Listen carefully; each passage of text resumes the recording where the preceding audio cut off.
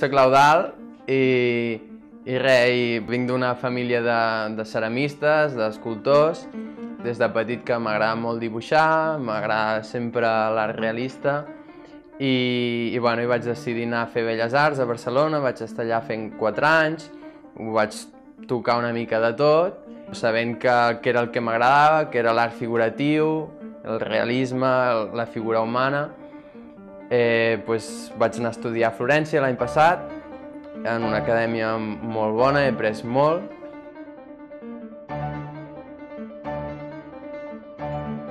Sempre tenia un impuls de petit dibuixar, no? Tampoc ningú m'ho va obligar a fer-ho i era una cosa que pels matins o els caps de setmana despertava i em posava a fer-ho, però mai m'havia plantejat ni la relació amb l'escultura, no? Que era el que feien a casa. De mica en mica després vaig estudiar al Deulofeu, vaig fer el batxillerat artístic i allà hi ha una professora molt bona, que és la Paloma, que em va ajudar molt. I llavors vas entrant en aquest món i vas coneixent altres artistes per internet, et poses en contacte amb ells, vas entrant més i ja no hi ha sortides. Un cop entres ja, això és el teu món i de fet he anat suprimint totes les altres coses.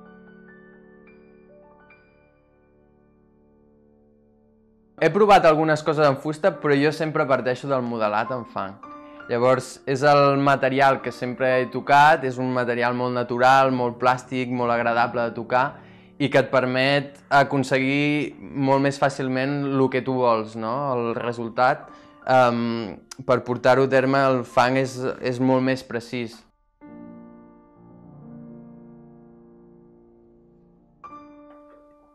Depèn.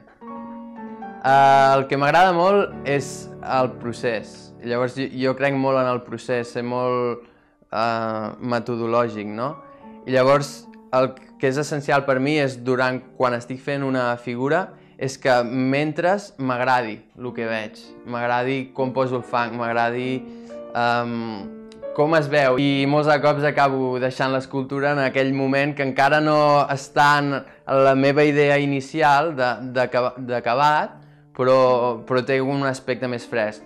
Tot i això, arribarà un dia que faré la peça més acabada perquè és com algo que he de fer, no? Que també, això per alguns referents que tens, com Miquel Blay, que de la figura i molts de cops em plantejo, hosti, vull fer una altra peça però al nivell d'acabat que podia aconseguir ell, no? I algun dia la faré aquesta, però no sé com serà.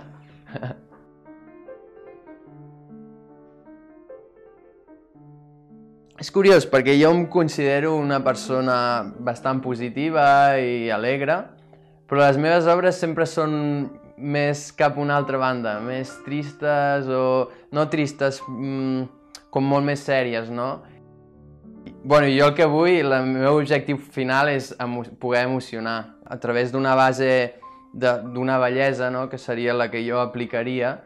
Vull transmetre una idea també i m'agradaria explicar històries de la societat, de la gent, d'altres cultures, per això també m'agradaria molt viatjar a l'Àfrica i així. I llavors sempre ho relaciono amb el fotoperiodisme perquè veig imatges de fotografia molt impactants, no? I penso, hòstia, a vegades aquesta mateixa història feta amb escultura, amb 3 dimensions, amb un volum que tu li pots donar la volta, jo crec que a la gent li arribaria molt més, perquè, clar, una escultura et dedica molt més de temps, no? A vegades una foto, l'altre dia vaig anar a l'exposició del WordPress i clar, veus imatges molt impactants, però no hi dediques tant de temps, no? Passes d'una a l'altra molt ràpidament. En canvi, una escultura t'exigeix donar-li la volta, mirar-lo de 1000 angles i llavors ho vius més i et planteges més coses.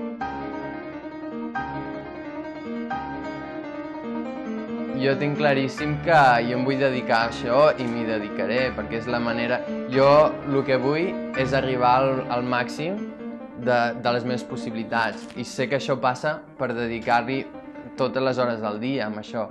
Llavors jo no puc treballar d'una altra cosa que no sigui això, si no, no evolucionaré, perquè el meu màxim objectiu és fer la millor obra que pugui i vull emocionar la gent. Llavors això passa perquè jo treballi cada dia amb això. I llavors algú m'haurà de pagar per això. Encara no sé com, però hi ha la manera.